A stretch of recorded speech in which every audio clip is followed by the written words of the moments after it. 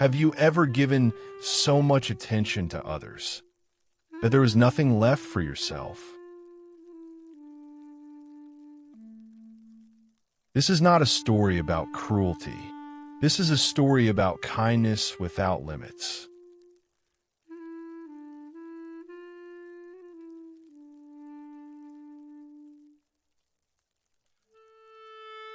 Once upon a time, an old lady named Martha lived in a quiet village called Willowbrook.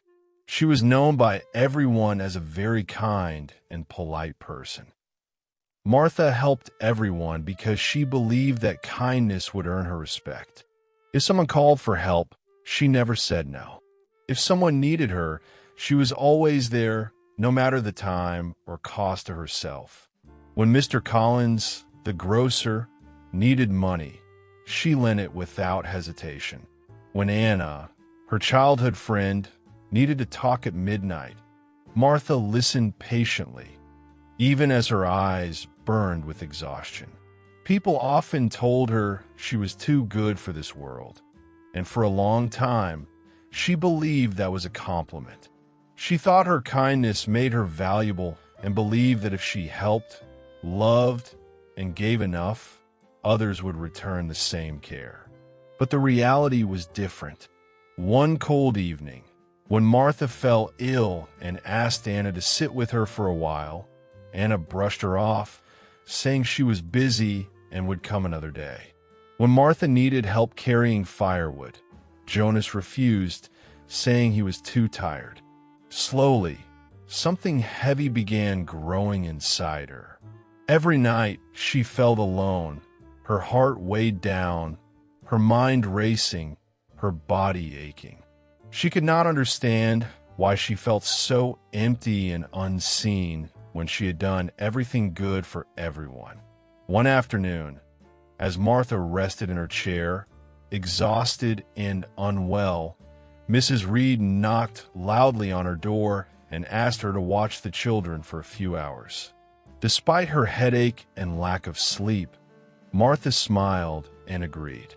The hours stretched into an entire day, and when Mrs. Reed finally returned, there was no thank you and no apology, only the casual promise that she would bring the children again tomorrow. Martha's chest tightened, knowing that a single word of gratitude would have made all the difference, yet it never came. Another day, Martha sat alone in her kitchen, staring at her trembling hands. Weeks earlier, Mr. Collins had borrowed money from her, promising to return it within days. When she finally asked about it, he snapped at her angrily, accusing her of pressure and ignoring her own need. In that moment, she realized something painful.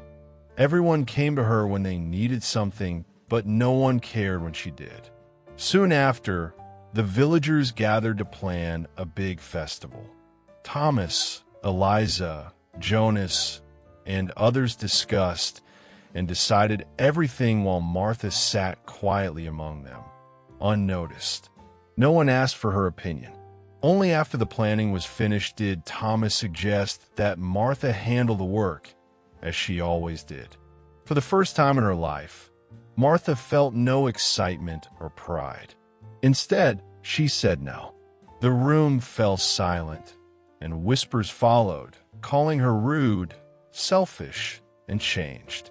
That evening, Martha sat alone on a wooden bench near an old oak tree, feeling small, invisible, and used as tears rolled down her face. A traveler passing through the village noticed her and stopped. Her name was Clara, and her calm, understanding eyes made Martha feel seen.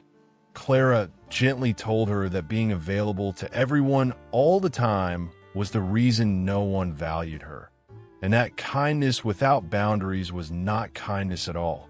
Those words settled deep in Martha's heart, bringing her a sense of calm she hadn't felt in years.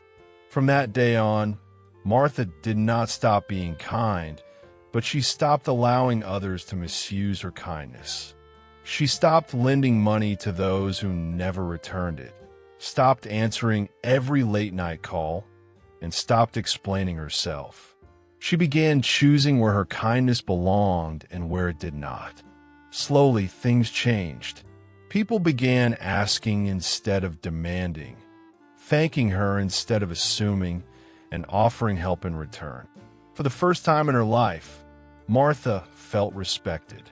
Months later, Clara passed through Willowbrook again and saw Martha laughing in the marketplace, her posture confident and her smile warm. Martha said she was still kind, but no longer a victim of her kindness. That was the lesson she learned. When you're always available to everyone, you lose your value, but when you respect yourself, others learn to respect you too. Like and share our English story channel, River, and subscribe for more meaningful life lesson stories.